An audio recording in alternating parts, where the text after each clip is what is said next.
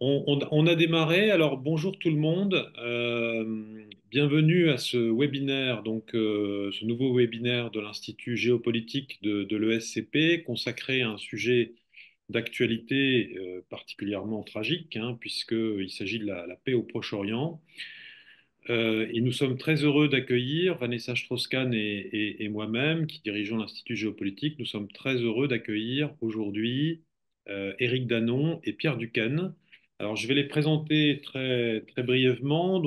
Éric Danon a été ambassadeur en Israël de 2019 à 2023. Il a quitté ses fonctions juste avant les attentats du 7 octobre. Et il a été auparavant directeur politique adjoint, il a fait sa carrière au Quai d'Orsay, bien sûr, et ambassadeur à la conférence du désarmement à Genève. Et Pierre Duquesne, lui, est originaire de Bercy, du ministère de l'Économie et des Finances, mais il a fait l'essentiel de sa carrière en fait au Quai d'Orsay, lui aussi.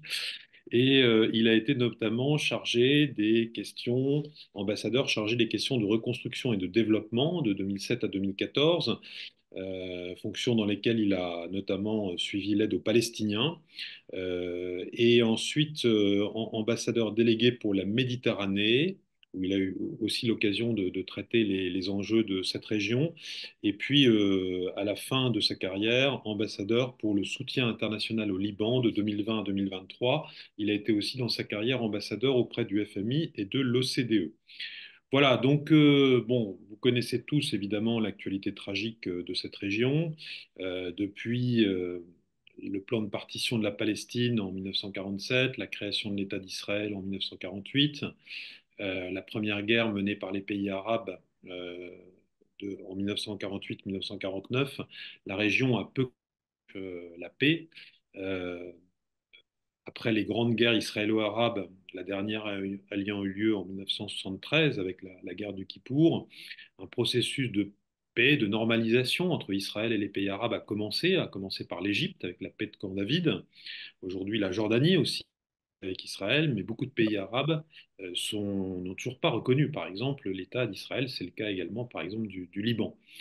Euh, Ce qui est positif, c'est qu'il y a eu aussi le démarrage d'un processus de paix israélo-palestinien qui a été porté essentiellement par les États-Unis dans les années 1990, avec les accords d'Oslo et les accords passés entre le Premier ministre Yitzhak Rabin, le Premier ministre israélien, et le chef de l'OLP, Yasser Arafat, mais ce processus qui avait failli aboutir en l'an 2000, à la fin de la présidence de Bill Clinton, s'est ensuite enrayé.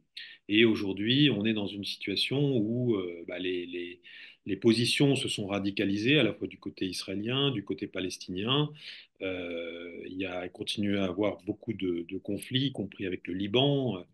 Et on est évidemment aujourd'hui dans une phase qui a commencé avec les attentats du Hamas contre Israël le 7 octobre et qui ont été suivis d'une répression qui a fait aujourd'hui, je crois, près de 50 000 morts. Et bon, un- une paix, une trêve qui a commencé à être négociée, mais qui est très, très fragile.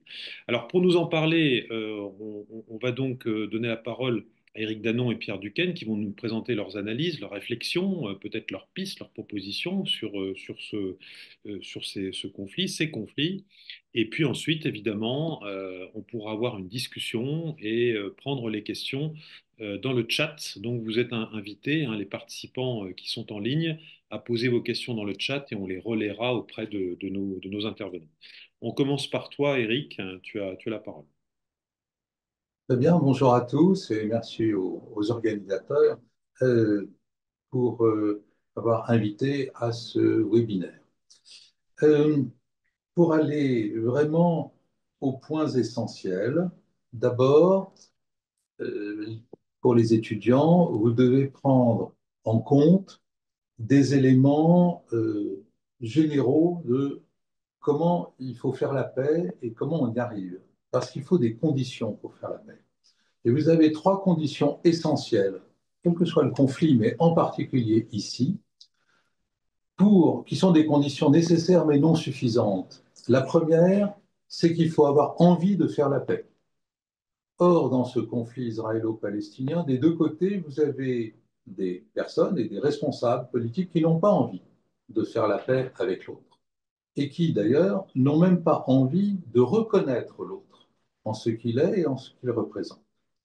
La deuxième condition, c'est que vous devez avoir des hommes politiques à la hauteur pour faire la paix. C'est compliqué quand vous avez un conflit tellement pris dans les passions depuis des décennies d'être à la hauteur. Et si vous vous référez par exemple à la Seconde Guerre mondiale, eh bien, ne sont pas De Gaulle et Adenauer qui veulent. C'est compliqué. Et aujourd'hui, vous n'avez pas les gens, ni d'un côté ni de l'autre, à la hauteur pour faire la paix. La troisième chose, c'est qu'il vous faut mettre en place un processus de rapprochement. Il faut même une négociation, un processus de rapprochement. Et celui-ci n'est pas en place aujourd'hui. Donc vous avez trois conditions toujours nécessaires qui ne sont pas en place. Le deuxième élément, c'est que vous devez regarder la situation, évidemment, sur le terrain.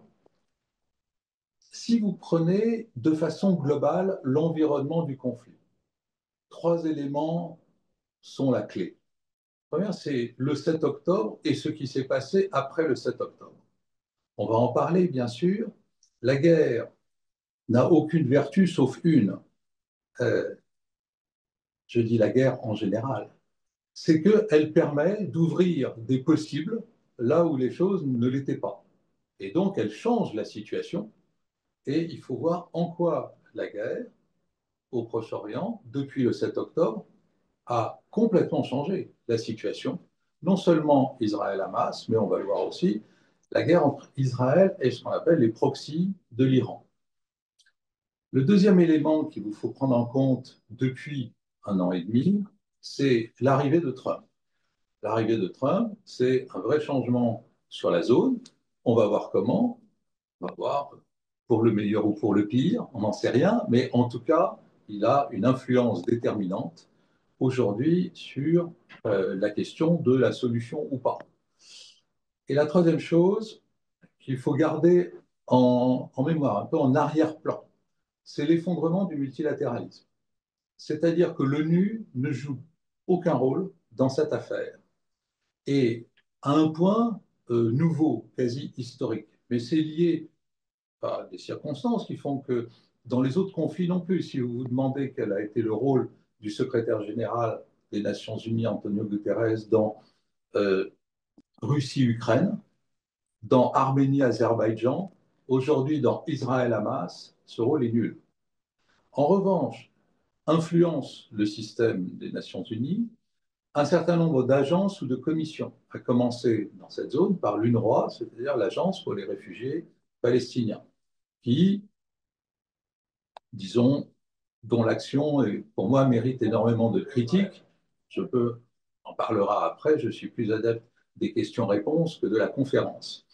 Mais aussi des problèmes au niveau de la justice internationale, le fonctionnement de la Cour pénale internationale et de la Cour internationale de justice. La question de la Commission des droits de l'homme à Genève et le blocage du Conseil de sécurité sur ces affaires.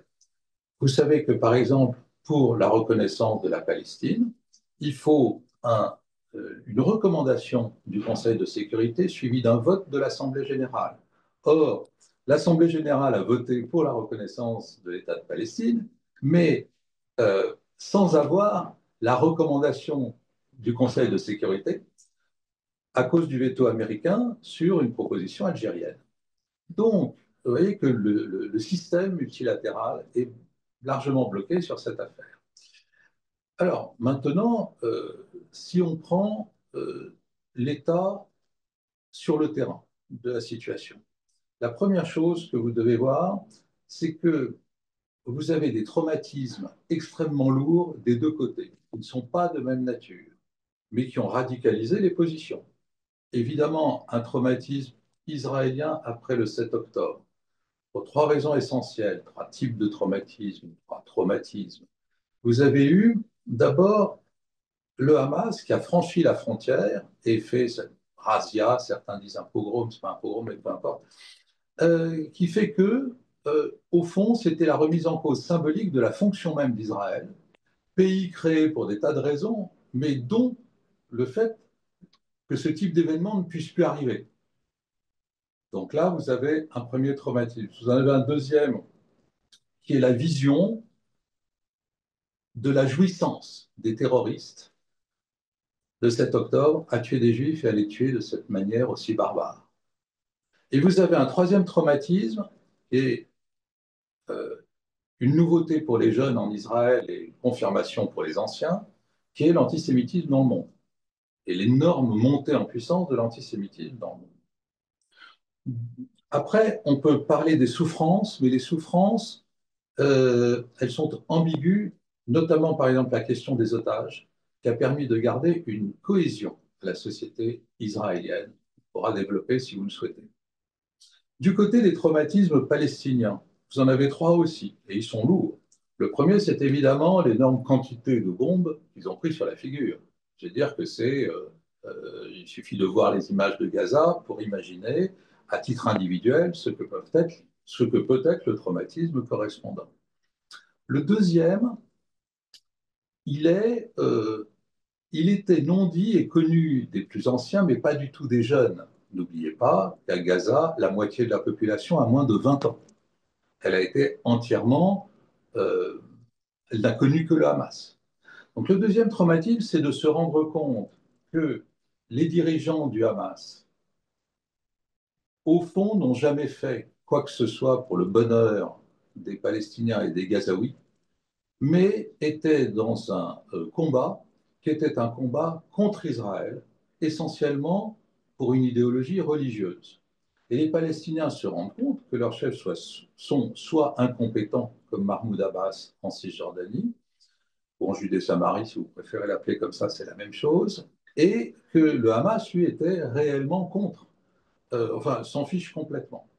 Et le troisième traumatisme, c'est que la société palestinienne est divisée en deux catégories pour aller très vite. Il y a plein de nuances. C'est que tout le monde veut un État palestinien, mais vous avez deux types de Palestiniens. C'est ceux qui veulent un État palestinien pour pouvoir vivre en bonne entente avec Israël, version Oslo pourrait-on dire. Et vous avez ceux qui considèrent qu'il faut un État palestinien comme première étape d'une reconquête de l'ensemble de la Palestine mandataire, de la rivière au fleuve, c'est-à-dire l'effacement de facto d'Israël ou un État unique binational, etc., ce qui est la version soft.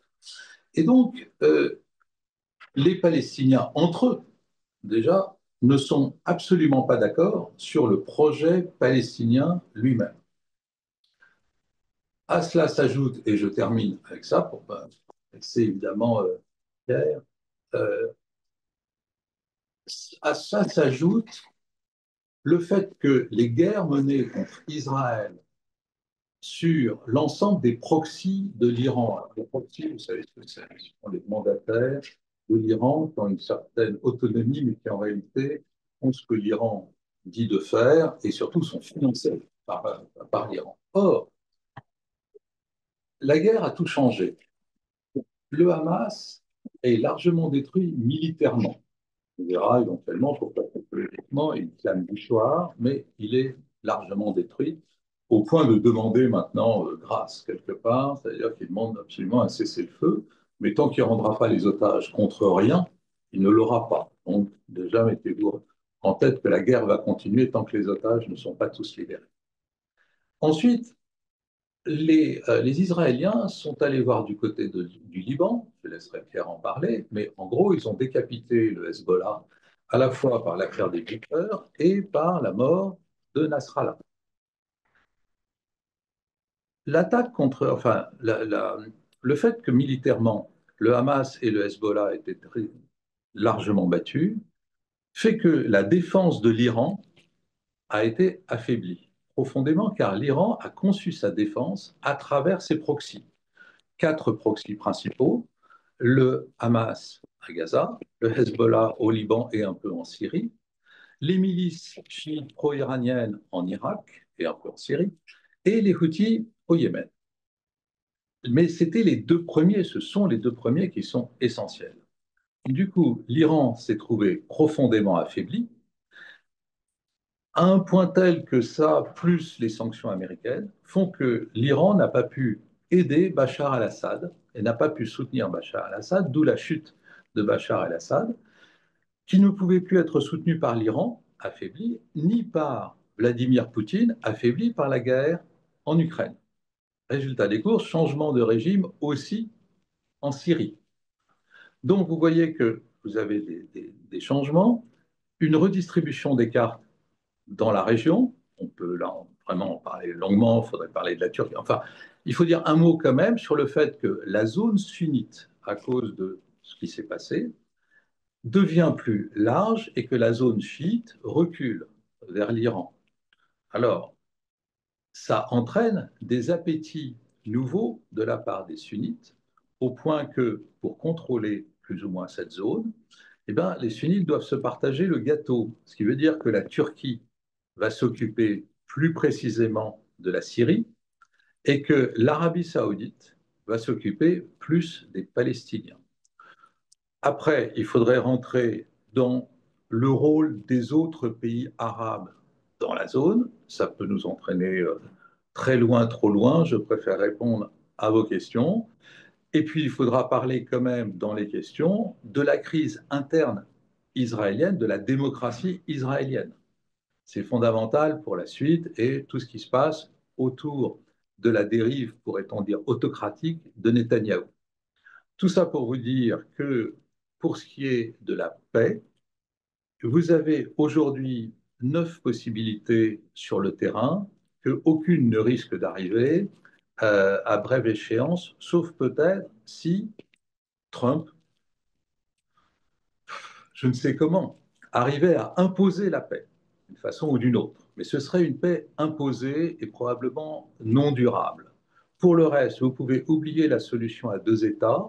Ça n'est pas arrivé depuis 75 ans, ça ne va pas arriver plus aujourd'hui, où les positions n'ont jamais été aussi éloignées et où vous n'avez toujours pas le personnel politique des 2 côtés qui a envie d'une solution à 2 États. Le reste, ce sont tout ce qu'on dit de solution à un État, d'un État binational, etc.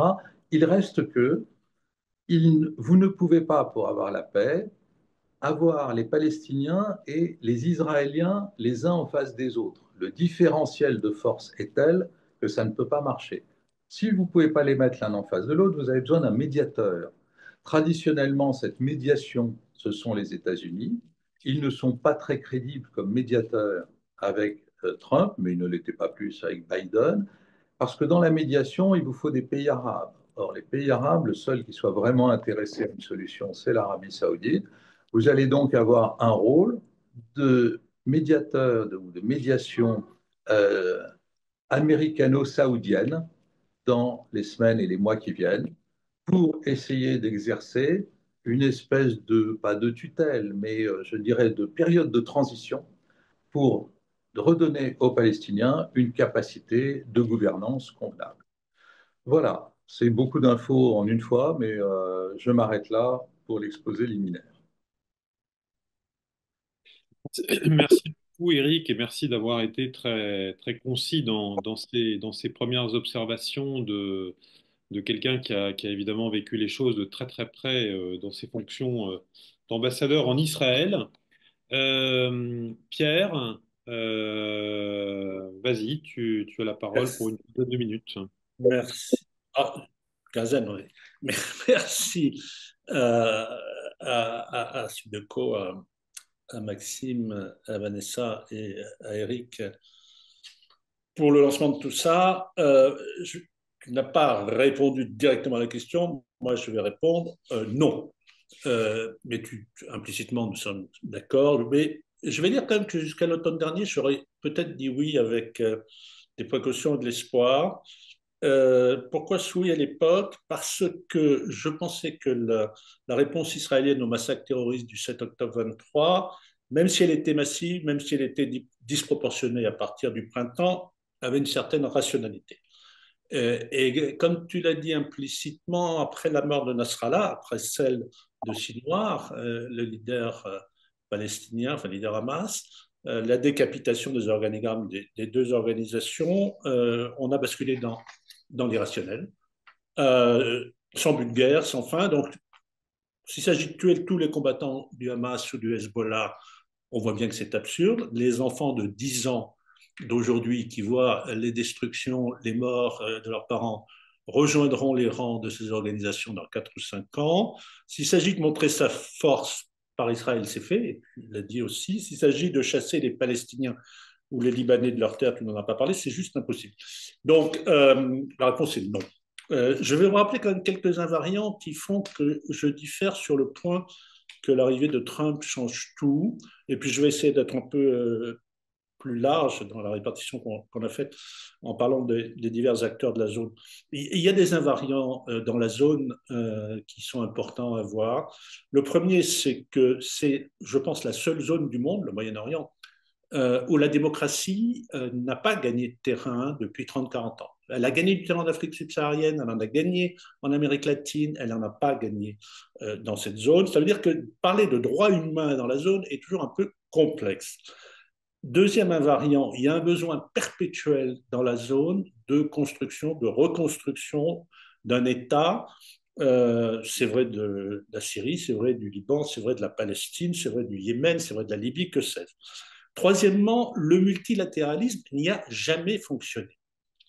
Et il n'y a pas d'intégration économique dans la zone entre les pays arabes. Israël se sent occidental, la Ligue arabe est une organisation qui est traversée de divisions, donc on est condamné au bilatéral. J'ai oublié de dire que le besoin de reconstruction d'État nous condamnait souvent à l'aide. Le point suivant, c'est qu'on attend toujours trop de l'Occident, les États-Unis, l'Europe, la France, qui sait. Dans tous ces pays, et c'est ce qui les rapproche d'ailleurs, les chocs et les problèmes internes sont toujours vus comme exogènes et dont on pense que l'origine est externe et dont on attend la résolution de l'extérieur. C'est toujours l'international qui doit régler les problèmes dans tous ces pays. Et suivant les pays, l'Occident est vu soit comme un bouc émissaire, soit comme un Zorro qui va tout régler. Donc on est toujours dans une diplomatie conflictuelle. Puis le dernier point, qui est un invariant, c'est que dans tous les pays arabes, le conflit israélo-palestinien est un marqueur. Pour les opinions publiques, ce n'est pas un sujet de politique étrangère pour les dirigeants de ces pays, c'est un sujet de politique intérieure. Donc tout ça n'a pas changé avec Trump. Alors maintenant, je vais vous parler des acteurs, d'abord les acteurs eux-mêmes, les acteurs locaux et quelques grandes puissances. Et répondre à la question, la paix est-elle possible? Alors, Israël et l'autorité palestinienne d'abord. Bon, Israël, c'est en gros ce qu'a dit Eric Danon, ne peut pas et ne veut pas la paix. L'incapacité des autorités israéliennes au XXIe siècle, et je suis prêt à en parler parce que j'ai vécu ça, à saisir les opportunités, même par temps calme, est assez dingue. Ne peut pas et ne veut pas, c'est ultra clair pour l'exécutif. Et ça a été dit, un parti d'extrême droite a rejoint la majorité il y a quelques semaines quand le cessez-le-feu était rompu. Et on n'en a pas parlé, je le dis, les attaques en Cisjordanie se sont multipliées. Des camps ont été vidés en Cisjordanie. Donc le sujet n'est pas que Gaza. Mais je crains aussi, et c'est ça mon point le plus important, mais Eric, c'est ça beaucoup mieux que moi, je crains aussi que Bernard Kouchner n'ait eu raison lors d'une de ses visites en 2009, avec lequel j'étais, qui a dit le camp de la paix a disparu en Israël. Et c'était déjà vrai en 2009, bien avant les massacres d'octobre 23. Ça ne veut pas dire que c'est devenu un camp de la guerre, mais ça veut dire que depuis cette époque, le peuple israélien, qui a manifesté contre la vie chère en 2011, pour la libération des otages plus récemment, ou pour la diminution contre la diminution des libertés publiques, le peuple israélien ne consent pas à voir qu'il y a un problème palestinien. Et bien sûr, depuis octobre 23, on comprend combien le... Côté autorité palestinienne, elle ne sait pas trop ce qu'elle veut et elle ne peut pas. Elle a la légitimité institutionnelle. Donc il y a clairement, Eric Danon y a fait allusion, donc on peut en reparler, il y a un État de Palestine qui est un sujet juridique de droit international et cet État de Palestine est représenté par l'autorité palestinienne. Donc elle a cette légitimité institutionnelle depuis 2012, elle est membre de l'UNESCO, membre plein. mais elle n'a aucune légitimité politique parce qu'il n'y a pas eu d'élection depuis 2007, parce que le président, effectivement, est un peu autocentré avec un entourage contestable. Et je suis frappé par le fait que l'autorité palestinienne, y compris depuis 2023, a été totalement absente du débat public. Enfin, c'est comme si elle n'existait pas. Côté grande puissance, c'est là où je diffère un peu. Je pense que les États-Unis n'ont jamais été un facteur de stabilité dans la zone. Ça a été dit d'une certaine manière, les blocages permanents du Conseil de sécurité, le soutien sans limite de Biden. Ce conflit aurait pu s'arrêter si, dans le courant de l'année dernière, disons au printemps, quand on commençait à dériver, les États-Unis avaient dit on arrête. Ça n'a pas été le cas. Et dois-je rappeler les deux interventions les plus perturbantes dans la zone et beaucoup plus dramatiques encore que l'intervention américaine, états-unienne dans le conflit israélo-palestinien? L'Irak, intervenir en Irak en 2003 a eu des conséquences absolument considérables. Et à l'inverse, démocrate, ne pas intervenir en Syrie en 2013 a eu des conséquences considérables. Donc, je suis moins optimiste que Eric sur la capacité de Trump à intervenir ou sa volonté de le faire. Ce qui est proposé sur Gaza, transformé en Côte d'Azur, est quand même hallucinant. N'imaginez pas en arriver là. Je vais je vais parler de la Russie, pour dire qu'elle a toujours tenté de jouer un rôle. Elle paraissait un courtier honnête et qui était accepté par Israël, plus que l'Union européenne, par exemple. Et il faut dire que depuis février 22, Israël, en pratique, est sur la position russe pour ce qui concerne l'Ukraine. Israël n'a jamais été dans les votes avec l'Occident contre la Russie. Je pense qu'au début, c'était pour ne pas perdre cet interlocuteur qui était quand même accepté. Et au fil du temps, surtout la compréhension que ce qui était dit en matière de droit international, humanitaire notamment, à propos de l'Ukraine, allait s'appliquer parce qu'il ne pouvait pas y avoir deux standards en Israël. Et donc, je dis que ces deux conflits sont liés.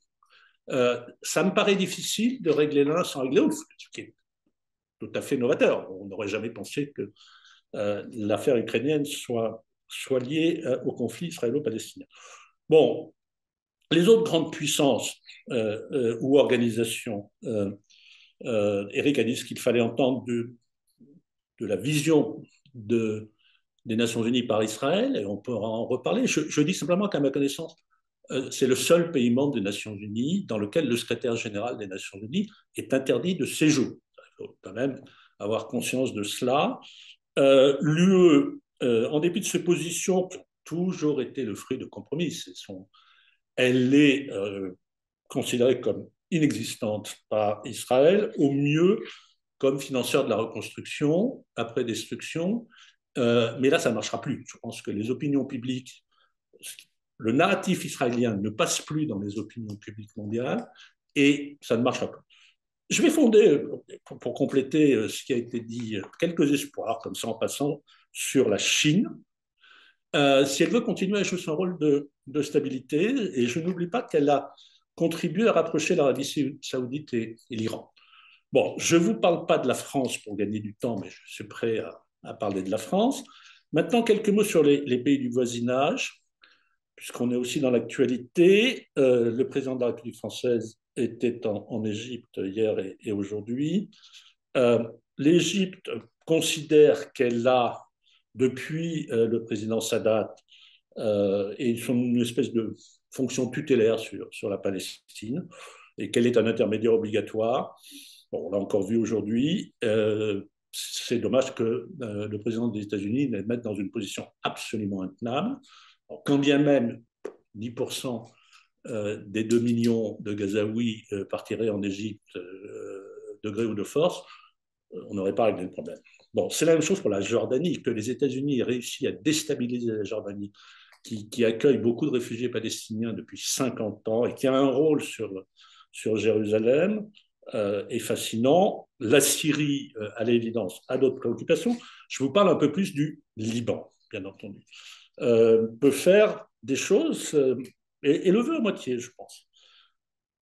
Ce qu'il faut noter au Liban sur 2025, c'est que le Hezbollah est très mal en point sur le plan politique, puisque l'élection en janvier d'un président de la République, ancien chef d'état-major des armées, chrétien, comme le veut la tradition, n'est pas exactement ce dont il aurait rêvé, enfin la personne à laquelle il songeait. Idem pour le Premier ministre, qui est un réformateur pas proche de Hezbollah et qui subsidiairement est un ancien juge international, on peut en reparler. Bon, Joseph Aoun, le président, et Nawaf Salam, le Premier ministre.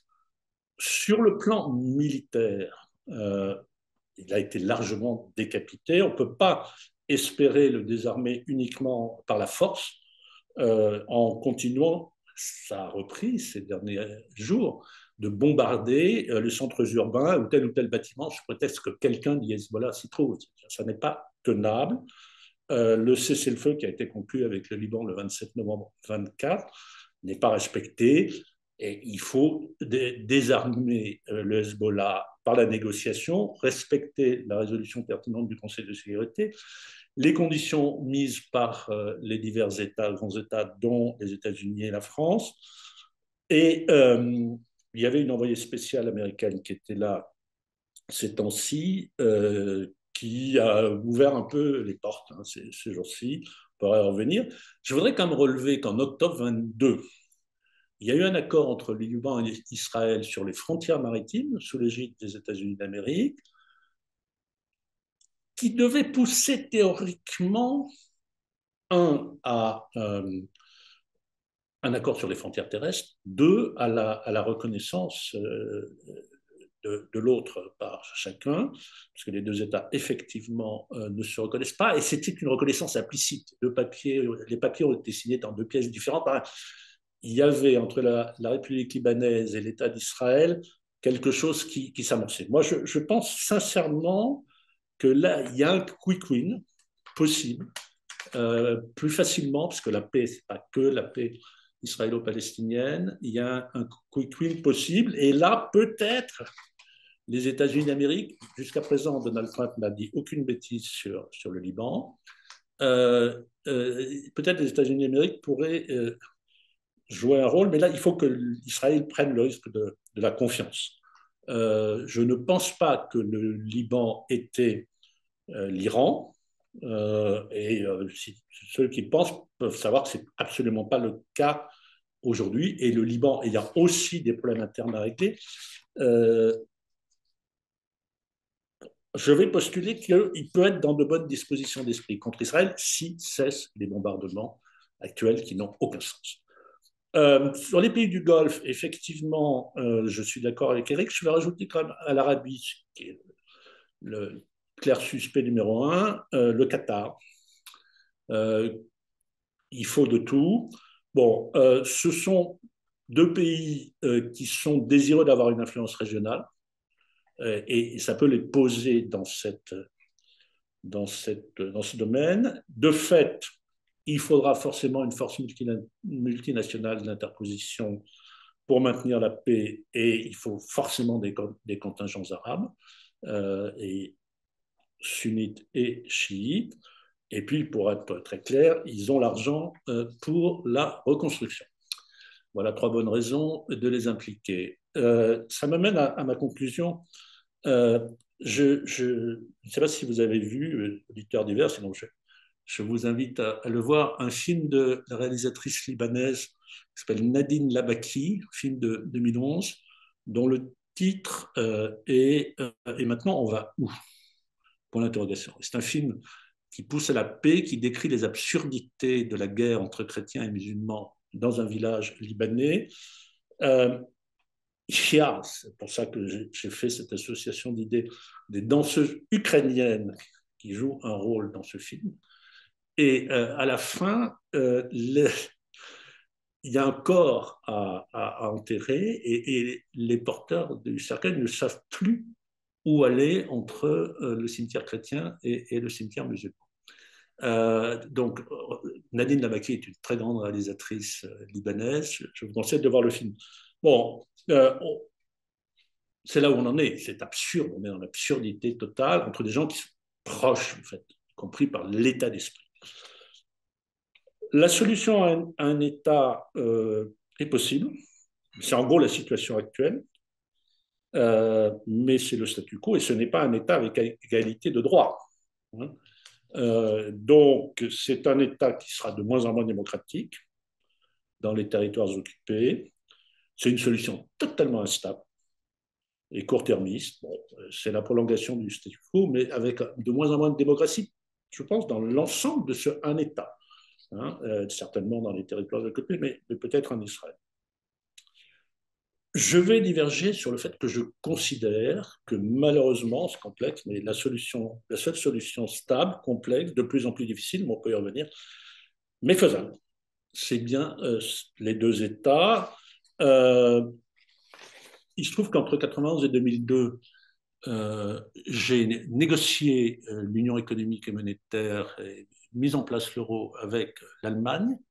Je peux vous dire, arriver à l'idée qu'on puisse faire monnaie unique avec un pays avec lequel on a été en guerre assez massivement pendant 70 ans m'a donné un certain optimisme global. Ayant dit cela, ça prend du temps. Et dans l'intervalle, il faudrait rappeler qu'il y a quand même un sujet. Nous avons 5 millions d'êtres humains qui vivent en Palestine. On en fait quoi? On va où? Merci beaucoup. Merci, merci beaucoup Pierre hein, pour voilà et à Eric pour vos deux interventions et vos deux points de vue qui présentent effectivement aussi des nuances. Alors l'objectif de ces webinaires, c'est évidemment de permettre aux participants de poser leurs questions. Je vais rendre la parole à Eric, peut-être pour réagir à ce que vient de dire Pierre, mais je voudrais déjà citer deux questions qui ont été posées dans le chat et j'invite donc évidemment les participants à utiliser l'occasion pour poser leurs questions. D'abord, une question qui portait à Eric, hein, qu'entendez-vous par dirigeant à la hauteur? Et puis ensuite, bonjour, la question mémorielle, donc la mémoire de la Nakba, l'exode des Palestiniens, est un aspect régulièrement oublié du conflit. Comment cette question est-elle traitée dans le débat public israélien et quelle place dans le règlement du conflit? Eric?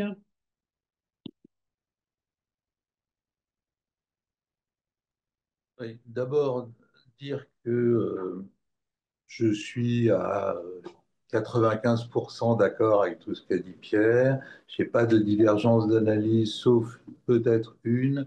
Israël a soutenu l'Ukraine sans jamais dire quoi que ce soit contre la Russie.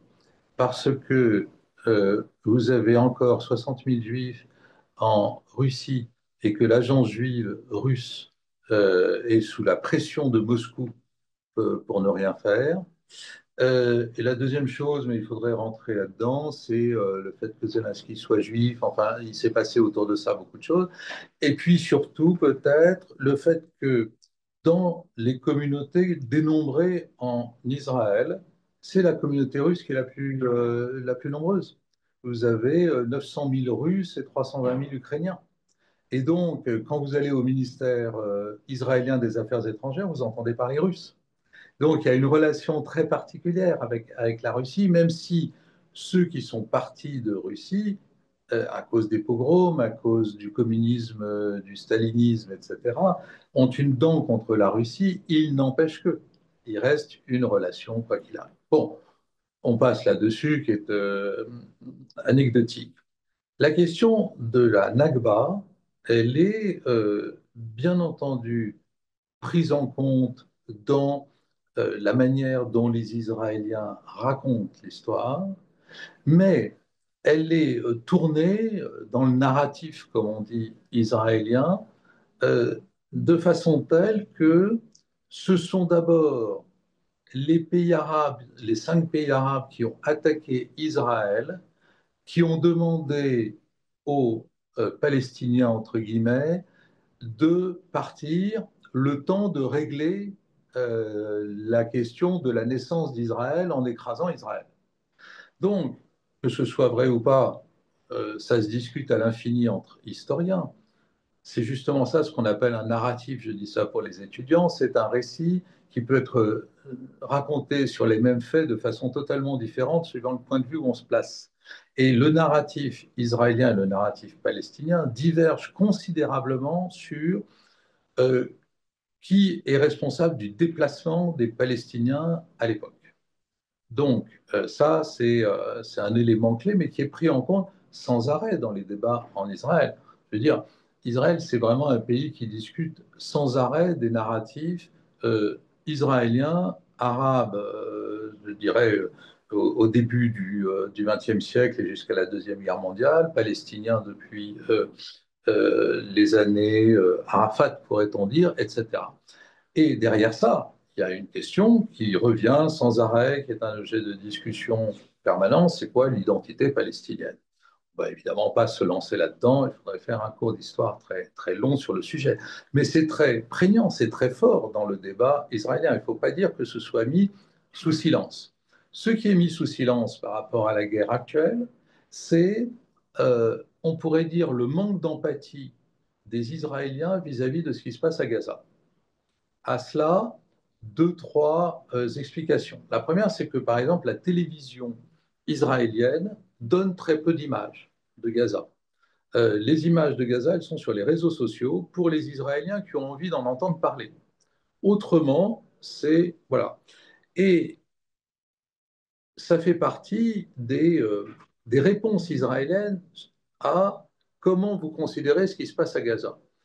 Vous avez trois grands types de réponses, trois grandes catégories de réponses. La première, c'est je ne suis pas dans la dénégation de ce qui se passe à Gaza, mais en gros, ils nous ont fait tellement de mal le 7 octobre que j'ai le cœur sec, c'est-à-dire que je n'ai pas d'empathie pour ce qui se passe de l'autre côté. Et ça, c'est un vrai problème, surtout au niveau, j'allais dire, du judaïsme et des discussions dans les synagogues. Donc, première chose, j'ai le cœur sec parce que ce qu'a fait le Hamas est juste insupportable. Deuxième manière de s'en sortir, pourrait-on dire, c'est plutôt Bernard-Henri Lévy dans Solitude d'Israël, son livre, c'est tout ça est la faute du Hamas. Ce qui se passe à Gaza est la faute du Hamas. Ça, vous entendez ça partout, bien entendu. Et assorti de plein de... c'est un arbre qui voilà, a plusieurs voilà, possibilités, et dedans, il y a ils n'ont aucune raison de garder des otages encore maintenant. Le fait qu'ils gardent des otages, c'est un signe de barbarie absolue, et donc j'ai le cœur sec, là encore. Et il appartient aux Palestiniens de dire quelque chose. Or, aucun dirigeant palestinien ne dit rien du côté Gaza. Ce qui est d'ailleurs intéressant, c'est que Mahmoud Abbas, lui, a dit des choses contre le Hamas. Donc voilà, puis vous avez des manifestations récentes dont on ne sait pas si elles sont manipulées ou pas, de Palestiniens de Gaza contre le Hamas. Bon, ça c'est deuxième manière de faire. La troisième manière, alors je l'ai trouvé chez quelques dirigeants, c'est de dire, OK, il y a un problème de morale. On ne sait pas combien il y a de morts, il y en a peut-être, disons, entre 20 et 60 000. On n'a pas le nombre, on verra bien, on pense qu'il y en a moins que ce que le Hamas dit, etc. Peu importe. Mais la question de la moralité peut se poser. Et cela passe de la morale à l'éthique. C'est compliqué en géopolitique de passer de la morale à l'éthique. Comment on fait, pourrait-on dire? Pas le temps d'expliquer, mais prenez l'exemple de Churchill. Il dit, au moment de Hiroshima et Nagasaki, 2 fois 100 000 morts, c'est totalement immoral. Qu'est-ce que c'est que cette conception de l'homme qui permet de tuer 100 000 personnes 2 fois de suite à 4 jours d'intervalle? euh, En revanche, dit Churchill, c'est éthique. C'est-à-dire que les 200 000 morts ont permis d'éviter 1 million de morts supplémentaires parce que ça a arrêté la guerre. Ce qui historiquement est très discutable. Hein. On ne va pas discuter de le Japon était à genoux et aurait arrêté la guerre de toute façon. Mais vous voyez le raisonnement. Il y a quelques Israéliens qui tiennent ce raisonnement pour Gaza. 50 000 morts, supposons que ce soit 50 000 morts. C'est moralement inexcusable, mais si ça bousille le Hamas Et si ça montre aux Palestiniens eux-mêmes que l'idéologie portée par le Hamas n'a jamais apporté que leur malheur, alors, entre guillemets, je l'évite, mais parce que l'expression est horrible, c'est acceptable. Voilà, ces morts sont acceptables. Donc vous voyez comment en Israël même, ben, on tourne autour de ça. Mais à un moment ou à un autre, Israël étant ce qu'il est en termes de conscience historique, vous aurez un problème lorsqu'ils découvriront la réalité de ce qui s'est passé à Gaza. Pour le moment, ça n'est pas encore le cas et ils se débrouillent pour éviter cette question-là, pourrait-on dire. Voilà, c'est juste par rapport à la question du désastre. Tout le monde dit c'est un désastre, mais on réagit avec son cœur et avec sa tête différemment suivant les différents Israéliens, plus ou moins d'empathie, généralement plus ou moins, plutôt moins que plus, et plus ou moins de manière de re-raconter l'histoire pour arriver à vivre avec ce qui se passe. Voilà. Je vais redonner la parole à Pierre, mais je lis une autre question du chat. Alors, il faut réussir à l'interpréter. Comment comprendre? Alors, bon, si les spectateurs veulent poser leurs questions de façon anonyme, bien sûr, il n'y a pas de problème, hein, mais vous pouvez aussi indiquer éventuellement votre nom, ce que vous faites, si vous êtes étudiant ou une autre fonction. Comment comprendre les accusations de deux poids, deux mesures visant la France depuis le 7 octobre? Quelles sont, selon vous, les conséquences sur le moyen terme de ces accusations sur notre politique étrangère? Voilà. Et donc, j'en profite aussi pour poser la question, effectivement, bah, peut-être d'abord Pierre, puisque tu peux peut-être reprendre la parole, Non, Je veux mais dire, je vais parler de. juste une chose sur le deux poids, deux mesures par rapport à la position du président par rapport au conflit du 7 octobre. Parce que c'est d'abord ça. Et puis après, Pierre, peut-être tu peux dire plus largement. Non, mais Hein, je vais parler plus largement de la position française. J'avais invité à le faire pour dire des choses qui sont peut-être contre-intuitives et qui ne sont pas partagées par nos anciens collègues, qui est que la position française à l'égard du conflit n'a pas changé fondamentalement entre François Hollande et Emmanuel Macron. Elle a fondamentalement changé entre Nicolas Sarkozy et François Hollande. Pour des raisons assez simples, mais mal connues, Nicolas Sarkozy, en fait, a tenu, mais avec plus de chaleur à l'égard d'Israël, les positions traditionnelles gaullistes. Et ça surprend quand je dis cela, et je trouve que je l'ai vécu. Lui et Bernard Kouchner, son ministre des Affaires étrangères, m'ont invité à faire en décembre 2007 une conférence internationale des donateurs pour l'État palestinien. C'est le nom qui lui avait été donné et qui avait été accepté par l'État d'Israël. Cette conférence répondait à la demande israélienne, montrez-nous qu'ils sont capables de gérer un État, et on va le faire sur longue période, sur 3 ans. 2008, 2009, 2010.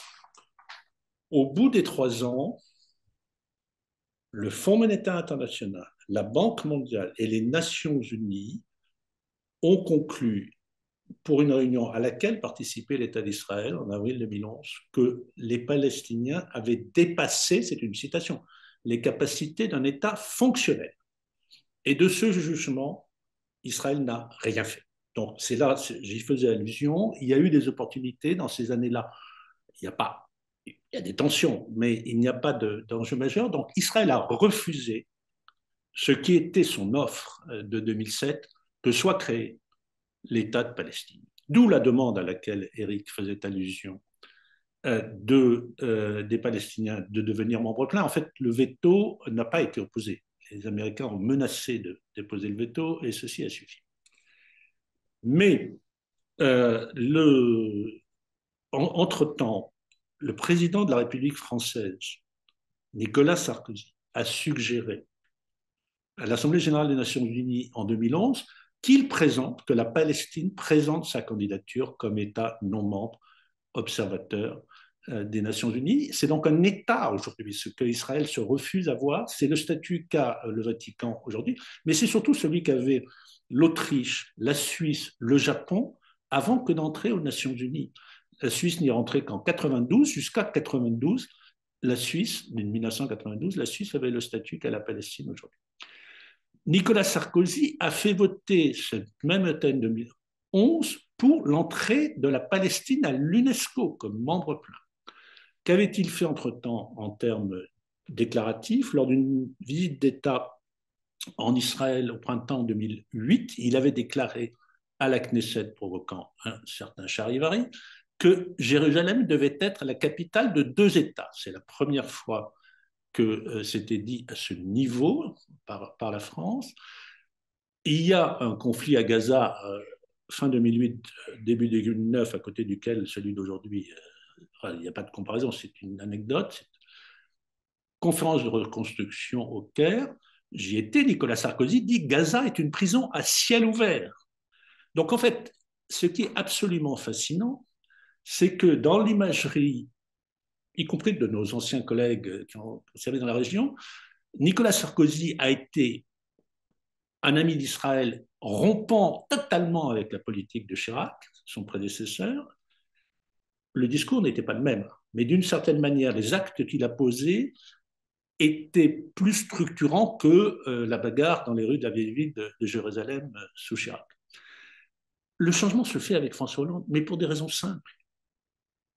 En France, la gauche non communiste a toujours été plus pro-israélienne que les gaullistes. Et c'est François Hollande qui change de ton et qui s'interroge à l'automne 2012, il est devenu président de la République, sur la question de savoir s'il faut ou non accepter le statut d'État observateur non membre pour la Palestine. François Hollande lui-même hésite beaucoup. Et c'est son ministre des Affaires étrangères, Laurent Fabius, qui le convainc. Il faut faire cela. Mais donc, en France, le changement, il est à ce moment-là. Emmanuel Macron et François Hollande ne diffèrent pas fondamentalement sur le fond. En revanche, et là ça nous emmènerait fort loin, la différence de style est claire. Et du coup, les déclarations que fait le président de la République actuellement sont beaucoup plus répercutées, y compris dans le monde arabe, que ne l'était celle de François Hollande. Et le risque, effectivement, c'est un sujet qui mérite parfois de peser les mots, il y a un risque de double standard qui était vrai dans l'absolu, l'est encore plus depuis que l'invasion de l'Ukraine a eu lieu. Je prétends que les décisions qui ont été prises par la Cour pénale internationale vont dans le bon sens parce qu'elles rétablissent aux yeux du potentiel sud global l'égalité de traitement pour des situations qui ont quand même beaucoup de points communs. Je voulais rajouter que en France, comme dans le monde arabe, cette crise est un sujet de politique intérieure. Beaucoup plus que dans bien d'autres pays. Donc, moi, je suis toujours surpris quand on dit qu'il ne faut pas importer le sujet israélo-palestinien en France. Il est importé depuis 60 ans. Donc, ça ne sert à rien. J'ai fait des débats dans les années 2010, 2011, 2012 dans des salles surchauffées en France et pourtant, je le répète, la période était plutôt plus calme.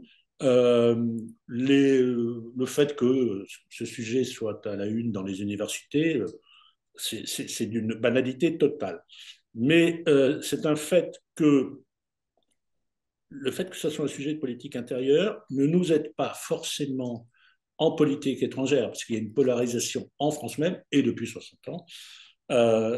Et si on rajoute à cela, mais là, Eric est 1000 fois plus compétent que moi, que Israël ne nous considère pas comme un partenaire, même si nous faisons des gestes en sa faveur, même si nous faisons des gestes en sa faveur, nous ne sommes pas légitimes, et les pays arabes relèvent tout ce qui n'est pas, qui n'a pas l'air d'être conforme à la doxa, et nous en veulent. Donc, c'est sans solution. Tout ça pour dire que tout à la fois, il faut effectivement essayer de maintenir l'équilibre, mais que c'est très difficile. Et en tout cas, je le répète, mais j'ai eu des discussions avec d'anciens collègues, il n'y a pas eu le changement fondamental de la position française entre François Hollande et Emmanuel Macron. Le changement fondamental, je le répète, est entre Nicolas Sarkozy et François Hollande.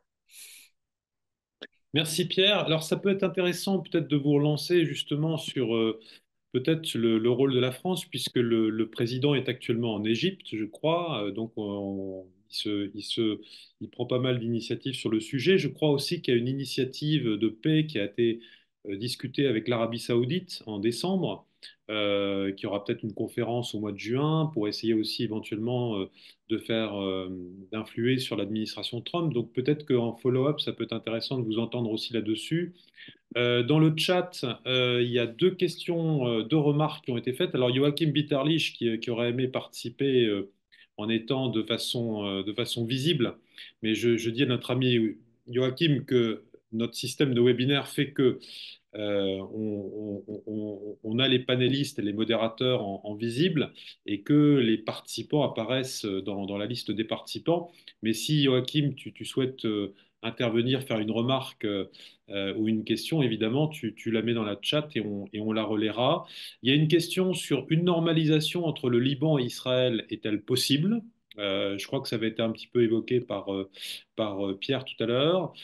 Et puis, une étudiante en sciences politiques à Panthéon-Assas, Rim Boufferma, qui nous dit que la guerre commerciale que relance l'administration Trump semble s'inscrire dans une logique de confrontation globale. Quel impact cette stratégie peut-elle avoir sur les dynamiques au Moyen-Orient, déjà marquées par des rivalités économiques, religieuses, géopolitiques? On a vu d'ailleurs hier que Benjamin Netanyahou était à Washington pour négocier les tarifs avec Donald Trump. Est-ce que ça influe d'une manière ou d'une autre? Alors, je ne vois pas le fin de la question, mais voilà. Donc, question sur la guerre commerciale. Et puis, dernière question, retrait de la Hongrie de la CP, positionnement ambigu de la France et des Européens concernant le mandat d'arrêt vis-à-vis de Benjamin Netanyahou. Est-ce que les Occidentaux peuvent encore être crédibles sur le respect du droit international? Voilà, beaucoup de questions. Qui est-ce qui relance? D'abord Pierre et ensuite Eric, ou Eric d'abord? Vous voulez réagir à ce que j'avais dit. Alors, je ne sais pas si c'est pour approuver ou désapprouver. Eric. Voilà. Non, non. Bien sûr, pour approuver ce que dit Pierre, mais peut-être faut-il dire aux étudiants pourquoi c'est aussi sensible en France. C'est très simple. Nous avons la plus grande communauté juive d'Europe et nous avons la plus grande communauté musulmane d'Europe. En conséquence de cela, tout ce qui se passe au Proche-Orient a des répercussions chez nous. Ça ne veut pas dire qu'on l'importe. C'est comme ça, et c'est comme ça depuis 70 ans. Donc, voilà. Sur, pour les étudiants, la manière de décrypter l'attitude de Macron qui semble passer, je dirais, d'un soutien à l'un au soutien à l'autre. Si vous voulez une grille de décodage, c'est facile. Le président de la République soutient, quoi qu'il arrive, celui qu'il considère comme la victime. Le 7 octobre, c'est Israël la victime, il va soutenir Israël. Un peu après, 3 semaines après, vous avez des bombardements sur Gaza. Il considère que les Palestiniens sont les victimes et il sort une phrase du genre Israël tue trop de femmes et d'enfants, quelque chose comme ça. Et tout le temps, il va faire des allers-retours sur qui est la victime et qui est le bourreau. Et le problème du président, c'est qu'il veut absolument être dans la posture du sauveur, parce qu'il adore ça, d'être entre la victime et le bourreau. Mais il ne peut pas, parce qu'il n'arrive pas à désigner une fois pour toutes qui est le bourreau et qui est la victime. Et donc, vous avez quelque chose là qui, d'un point de vue diplomatique, fait qu'on oscille entre les deux, et au bout du compte, on se fait détester des deux côtés, ou en tout cas, on perd la confiance des deux côtés, plus exactement. Alors, c'est quelqu'un qui est au départ plutôt très bien disposé pour Israël, qui, par exemple, souhaite travailler la question, non pas d'une solution à deux États, il ne prononcera jamais solution à deux États jusqu'au 7 octobre. Avant ça, il parle de deux souverainetés et pas de deux États. Et puis, il va aller en Israël, faire un certain nombre d'actes symboliques. C'est le premier qui officiellement va au mur des lamentations, au Kotel. Et puis, bon, vous avez la phrase de 2019, Jérusalem comme capitale éternelle du peuple juif, etc., etc. Et d'un autre côté, il est, comme tous les présidents français, exaspéré par Netanyahou. Et de façon générale, la difficulté pour la France, c'est que la France, elle veut bien que Israël soit indépendant, se construise, mais elle ne supporte pas que Israël n'écoute aucune des grandes puissances pour régler ces questions de sécurité. Et c'est ça qui a fait le divorce, pourrait-on dire, ou le manque de confiance en 1967 avec De Gaulle. De Gaulle dit, d'ailleurs à Ben Gourion bien avant, vous êtes un type formidable, parce que Ben Gourion, il est gaullien quelque part, c'est-à-dire qu'il développe son pays sans s'occuper des autres, etc. Mais au moment où De Gaulle dit la France ne soutiendra pas le premier pays qui attaque et que Israël attaque, l'Égypte, eh bien, il dit ben, j'avais dit que non, et donc dans ces conditions, terminé. Et là, on en reste stupéfait, car la confiance n'est jamais revenue depuis entre les autorités israéliennes et les autorités françaises. Une des premières phrases qui m'a été posée en Israël quand je suis arrivé, c'est euh, si nous nous attaquons l'Iran en premier, est-ce que vous nous soutiendrez? Et ça, c'est un vrai souci parce que De Gaulle, en 67, fixe la doctrine. Il n'y a pas de guerre préventive. Celui qui attaque en premier se trompe. Donc, voilà. Donc, le deuxième élément qui est fondamental pour comprendre le président de la République, c'est, quoi qu'il arrive, il est du côté d'Israël quand Israël est attaqué.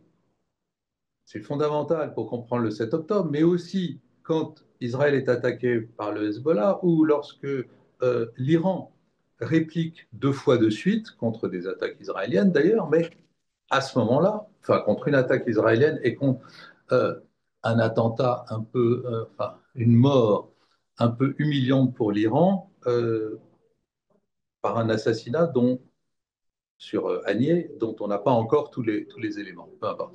L'Iran attaque. Et à ce moment-là, immédiatement, se met en place une coalition dans laquelle les États-Unis prennent 90%, mais la France joue son rôle immédiatement.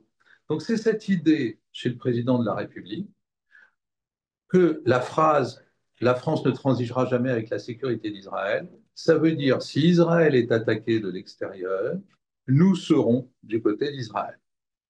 Et tout le reste, en fait, Israël n'en veut pas vraiment. Il n'est pas intéressé par la France.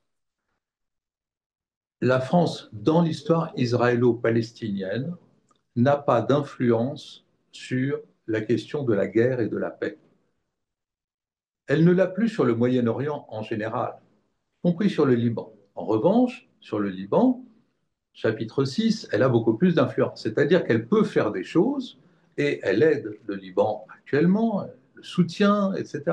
Mais ce n'est pas à cause de la France qu'il y a pu y avoir un nouveau président au Liban ou un nouveau Premier ministre. C'est à cause de la guerre qu'a menée Israël. Donc, bien distinguer le rôle de la France dans la guerre et la paix, il est quasiment nul aujourd'hui.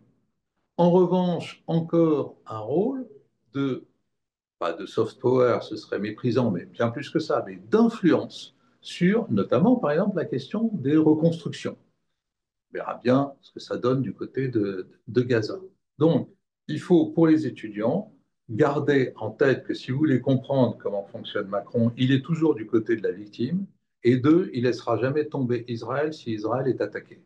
Avec ça, vous avez déjà 90% de son attitude vis-à-vis d'Israël. Voilà. Maxime, Après, sur les autres questions, tu pendant veux, 10 heures. Vas-y, alors, si, tu veux que je peut-être réagisse sur les autres questions? sur, oui, voilà, sur le rôle de la France, y compris par rapport au processus en actualité en Égypte, avec l'Arabie Saoudite, et puis sur la normalisation Israël-Liban. Oui. Ben, Alors, sur, la question la plus simple n'est pas celle-là. Je juste ne pense pas que la guerre commerciale. Eric, ferme peut-être ton micro. Euh, pardon. Je ne pense pas que la guerre commerciale ait un impact majeur sur la résolution du conflit. sauf si ça entraîne des difficultés considérables avec les pays exportateurs du Golfe, bon, puisque le raisonnement est d'une simplicité totale. Si on a un déficit, c'est mauvais, et on taxe selon une formule de Perlimpinpin que tout le monde a vue. Bon, voilà, c'est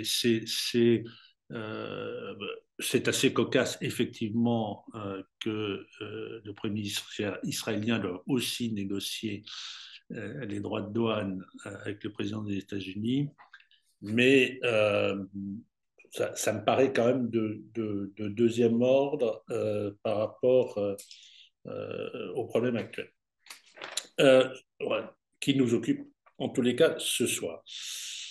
Oui, je l'ai dit, il y aura, selon moi, je dis ou je répète que pas plus que Eric, nous étant tous deux à la retraite, nous ne représentons la parole de la France.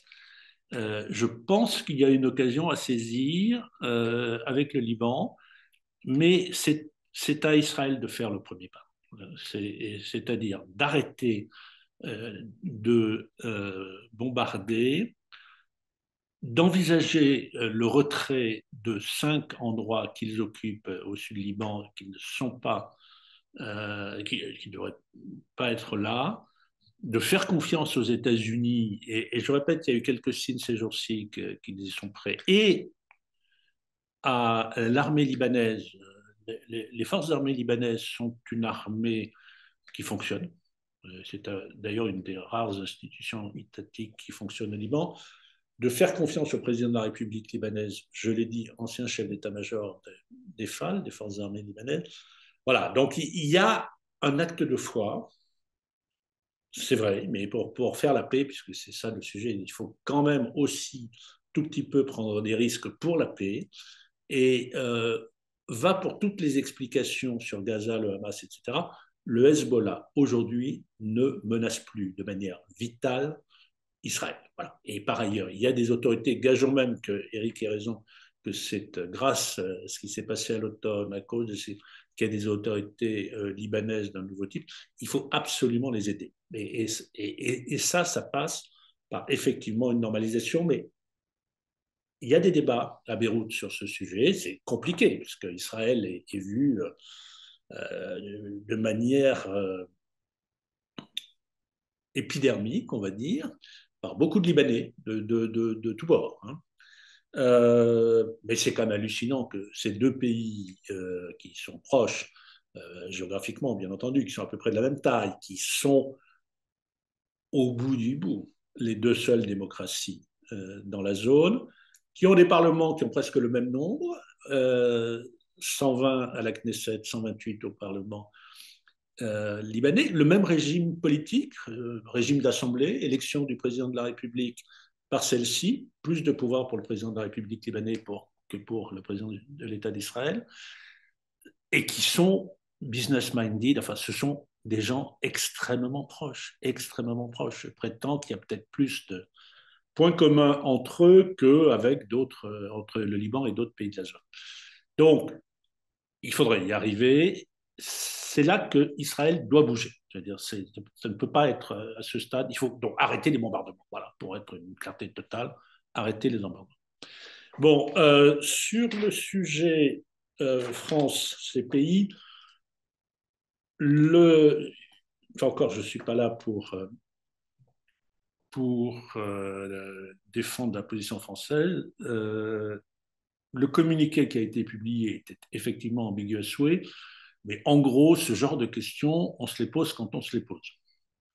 Donc, si Benjamin Netanyahou décide de s'inviter en France, on verra ce qui va se passer.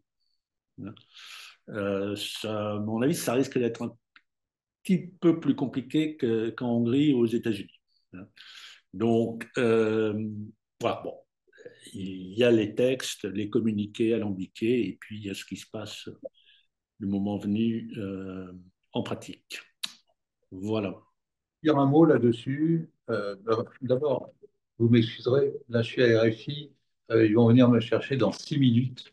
Donc, je suis désolé, mais ça va permettre à Pierre de conclure brillamment avec les étudiants. Euh, sur, euh, sur le rôle de la France au Liban, Pierre connaît ça mieux que personne. Je crois qu'effectivement, il y a un rôle à jouer. Alors, nous sommes donc dans le comité de surveillance de l'accord sur le cessez-le-feu. Beaucoup de juristes ont dit que c'était pas bien d'avoir d'une certaine façon échangé notre siège au comité de surveillance, dit comité de vérification, contre le fait que nous avons dit, au fond, si Netanyahou vient, il peut venir. Et donc, on considère que c'est, pour aller vite, c'est comme ça que ça a été présenté. L'argumentation présentée par le directeur des affaires juridiques du Quai est impeccable sur la question de la venue de Netanyahou. Mais ça a été perçu quand même comme une concession de la France par rapport au droit international. On verra bien ce qu'il en est. Je ne pense pas que Netanyahou ait envie de venir en France de toute façon par les temps qui courent. Donc, comme dit très bien Pierre, on se posera la question quand il faudra se la poser. Sur la ligne frontière, après le succès de la négociation de la frontière maritime, qui, au passage, je le rappelle, est le premier papier officiel que le Liban signe et où il y a en bas du papier l'État d'Israël, pour l'État d'Israël. Donc on peut dire, ça fait partie de ces petites reconnaissances implicites entre les deux. Netanyahou avait dit qu'il était d'accord pour envisager dans les mêmes conditions, c'est-à-dire une négociation menée par Amos Hochstein, qui est un génie de la diplomatie de la frontière libanaise, pourrait-on dire, qu'il était prêt à envisager une négo sur la frontière terrestre. Et je pense que ça va se faire une fois que le Sud eh bien, sera un peu plus calme. Vous avez pour les étudiants 17 points de frontière. En fait, c'est une ligne entre 17 points compliqués, dont deux sont difficiles et méritent négociation, ce qu'on appelle à l'est les fermes de Sheba, et à l'ouest le point d'atterrissage, c'est-à-dire à quel endroit est-ce que la frontière arrive à la plage, à quel endroit de la plage la frontière arrive. Et à mon avis, c'est quand même pas la mer à boire, si je peux me permettre, de négocier ça s'il y a une vraie volonté politique. Donc moi, je suis assez confiant sur la capacité à négocier la frontière. La frontière, c'est la reconnaissance de l'autre. Et donc là, on aurait un vrai saut qualitatif qui serait la reconnaissance mutuelle des deux pays. Et quand on se reconnaît, on peut commencer à se parler. Je termine avec ça parce qu'on me fait des grands signes de l'autre côté de la vitre. Euh, dans les conditions pour la paix entre Israéliens et Palestiniens, j'ai dit il faut avoir envie de faire la paix. Je pourrais ajouter il faut se reconnaître mutuellement. Tant que vous aurez des Israéliens qui ne voudront pas reconnaître un État de Palestine et des Palestiniens qui ne voudront pas reconnaître l'État d'Israël en dehors d'une puissance à abattre, quand bien même on ferait une espèce de paix temporaire avec, il ne va rien se passer. Mais il faut bien voir que, j'arrive, il faut bien voir que le problème, il est aussi du côté des pays arabes, de la Méditerranée, qui ne veulent pas reconnaître Israël et qui, dans les différentes occasions, le plan Barak en 2000 notamment, ou à Tabar après, ont poussé les Palestiniens à ne pas accepter parce que ça signifiait implicitement la reconnaissance d'Israël. Donc, moi, je suis pour une diplomatie indirecte où il faut travailler sur les pays arabes qui ne reconnaissent pas Israël.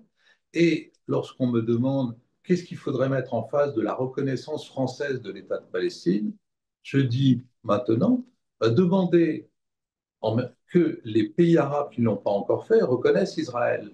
La vision, entre guillemets, qui est derrière, c'est tout le monde reconnaît tout le monde, et à partir de là, on peut commencer à parler. Parce que tant que ça n'aura pas été fait, vous aurez toujours des pays arabes qui auront intérêt, au fond, à ce que le conflit ne se termine pas. Et vous le voyez en Algérie, on le voit en Tunisie, on le voit au Liban. La cause palestinienne, dont euh, le roi Hassan II du Maroc disait c'est l'aphrodisiaque des nations arabes, la cause palestinienne est un moteur formidable de politique intérieure dans les pays arabes. Et ce moteur tombe s'il y a la paix. Ensuite, c'est aussi un moteur d'une identité collective arabe de la Méditerranée. Parce que ces pays, au niveau gouvernemental, ils ne s'aiment pas. Algérie et Maroc, ils ne s'aiment pas. Libye, Égypte, ils ne s'aiment pas. Je ne parle pas des populations qui sont toutes pro-palestiniennes, ce n'est pas le sujet. Mais qu'est-ce qui réunit ces pays à la Ligue arabe encore aujourd'hui? C'est le rejet d'Israël. Et c'est la seule résolution qui passe systématiquement et facilement à la Ligue arabe. Donc imaginez un instant qu'il y ait la paix. Eh bien, ils perdent ce moteur d'identité collective qui est d'être contre Israël. Ce qui ne veut pas dire qu'il n'y a pas des gens dans ces pays qui sont prêts à le faire. Mais globalement, vous devez, pour faire une paix entre les Israéliens et les Palestiniens, travailler sur les Israéliens, notamment ceux qui ne veulent pas reconnaître, travailler sur les Palestiniens, notamment ceux qui ne veulent pas reconnaître Israël comme un pays appelé à durer pour toujours, et qui disent non, c'est temporaire, donc on va les calmer, et puis un jour ou l'autre, ils vont disparaître, et travailler avec les pays arabes qui ne veulent pas aujourd'hui d'une paix. Et moi, je me souviens de mon homologue égyptien à Tel Aviv qui me disait on n'a pas intérêt, nous, à la paix. Pourquoi? Parce que Israël va devenir une superpuissance. Aujourd'hui, ce qui empêche Israël, qui est une grande puissance économique, de devenir une superpuissance, c'est la pression sur lui, la pression internationale, le BDS, les sanctions, tout ce que vous voulez. Imaginez que tout ça soit fini. Mais Israël a un boulevard avec les États-Unis, la Chine, la Russie et tout. Et nous, on va rester là en rade parce qu'on n'est pas capable de faire aussi bien en termes de gouvernance. Donc, si vous voulez travailler sur la paix israélo-palestinienne, il vous faut aussi travailler sur les pays qui ne sont pas en faveur de la paix parce qu'ils ont quelque chose à y perdre. Voilà.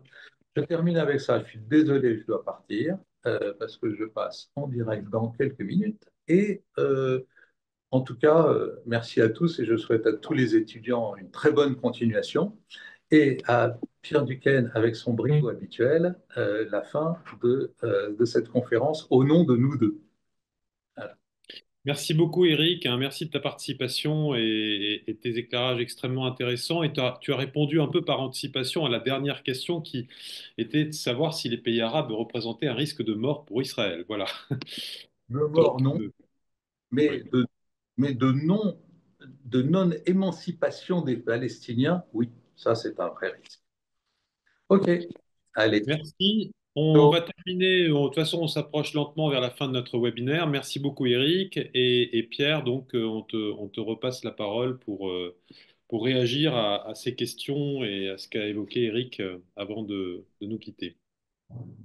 Non, je voulais d'abord revenir, je ne l'ai pas fait, sur le fait que nous avions perdu notre influence au Liban. Ça, je ne le crois pas. Euh, c'est un fait que ce qui s'est passé à l'automne, et singulièrement la décapitation organisationnelle du Hezbollah, a aidé celui-ci à comprendre qu'il fallait euh, qu'il y ait un président et un premier ministre. Euh, mais on y serait, je pense, arrivé quand même, parce que ça faisait 2 ans que ça durait. Nous étions ardents propagateurs plus que d'autres de la résolution de la crise politique et aussi de la crise économique, parce que fondamentalement, ce pays est par terre, il n'y a plus de système bancaire du tout. Bon, une partie des banques libanaises, voire des Libanais eux-mêmes, vivent dans le déni de cette crise qui a 5 ans d'âge. Mais ce pays a beaucoup de potentialités. Je le disais, et notamment, il est très business oriented et il peut redémarrer avec un minimum d'efforts, de réformes, ce qui veut dire programme du Fonds monétaire international. Donc aujourd'hui, il n'y a pas d'autre solution que de passer par là pour à la fois restaurer la crédibilité du pays et obtenir les financements dont il a besoin. J'avais dit déjà que je pensais que l'accord sur les frontières était possible. Eric a été plus précis que moi. Il y a un quick win là, hein. Franchement, je me répète, mais il le faut parfois quand les gens n'entendent pas forcément tout. Et là, la position des États-Unis sera importante, mais le rôle de la France également. J'ai tendance à dire que, sort un peu du champ qui est là, mais que la France, sous tout président, a une légère tendance à intervenir et avoir une position sur tous les dossiers chauds du monde. C'est excessif, elle n'est pas attendue partout. Et singulièrement quand nous avons des partenaires qui, eux, ont peut-être un avantage comparatif par rapport à nous. Je pense là très clairement dans la zone à la Libye, nous n'aurions pas dû agir sans les Italiens, parfois contre eux, en Libye. Mais sur le Liban, il y a pas de débat, notre rôle est reconnu et il y a ce lien que décrivent tous nos hommes politiques, tous nos chefs d'entreprise entre la France et le Liban qui nous permet, je nuance le propos, de faire, de jouer un rôle encore aujourd'hui. Donc, nous ne sommes pas que des observateurs, loin de là. Non, ce que je peux dire, bon, j'ai dit et j'ai été étonné qu'il n'y ait pas eu de question. Je pense que c'est assez contesté, même parmi ceux qui sont pour elle. Je pense que la solution à deux États est toujours possible. Mais ça nécessite, techniquement, c'est pas compliqué, il y a toutes les études nécessaires en matière d'échange de territoire, de liens fixes entre la Cisjordanie et Gaza. Enfin, c'est faisable. C'est un fait que la volonté politique, il manque, et singulièrement côté israélien. Et je le répète, mon propos n'est pas seulement de penser que un changement de majorité de gouvernement en Israël suffirait. C'est beaucoup plus profond que cela. Et le peuple israélien, fondamentalement, depuis des années donc, et encore plus aujourd'hui, n'est pas en conscience, sincèrement, pour la création d'un État de Palestine. On peut trouver les raisons, mais c'est un fait. Et donc, à partir de là, effectivement, que ça ne soit utilisé par les pays arabes à des fins de politique intérieure, je l'ai dit et j'en suis d'accord. Mais le jour où il y aurait 50 000 manifestants israéliens dans les rues de Tel Aviv en faveur de la paix, ce qui n'est pas arrivé depuis le XXIe siècle, je pense qu'on aura un espoir.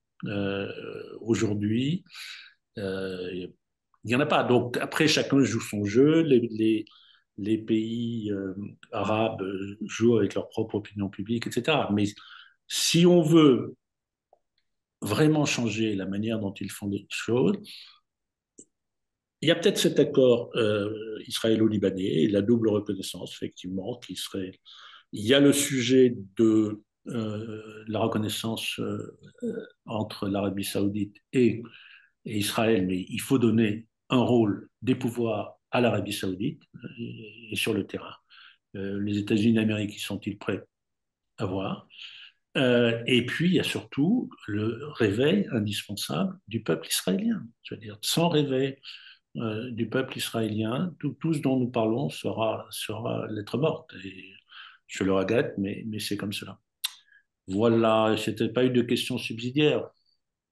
Non, il n'y a pas eu de questions subsidiaires et bon, on approche de la fin de notre webinaire, donc je pense que vos deux témoignages étaient extrêmement éclairants, vos deux analyses, et je vais laisser la parole à Vanessa, Vanessa Strauss-Kahn pour conclure ce webinaire. Merci beaucoup, Maxime. Donc, j'interviens juste pour conclure, pour vous remercier d'avoir fini sur cette note un tant soit peu positive, en espérant effectivement le réveil des populations israéliennes qui peut-être nous amènerait vers un aboutissement moins sombre que celui dont on a discuté là, depuis une heure. Merci beaucoup donc pour vos interventions très intéressantes. Merci aussi à nos participants donc de nous suivre. Je voudrais aussi vous annoncer le prochain webinaire de l'Institut qui aura lieu le 13 mai à 18 heures et qui soulèvera des questions énergétiques, donc des questions d'énergie, avec un professeur de l'ESCP, Olivier Delbar, professeur dans le département de Sustainability, qui pourra nous parler des enjeux, des difficultés de la transition verte, mais aussi Adina Revol, qui est spécialisée des affaires européennes, ancien porte-parole de la Commission européenne en France. Elle a participé à la mise en œuvre du pacte vert et vient de sortir un ouvrage sur les questions énergétiques, Rompre avec la Russie, le réveil énergétique européen. Donc voilà un webinar à venir sur l'énergie, quel chemin vers une énergie durable, sûre et durable. C'est ce qu'on verra donc au mois de mai, le 13 mai à 18 heures. Encore une fois, merci Monsieur Duquesne, merci à Monsieur Danon en son absence, mais néanmoins pour sa forte présence et pour vos deux participations tout à fait passionnantes.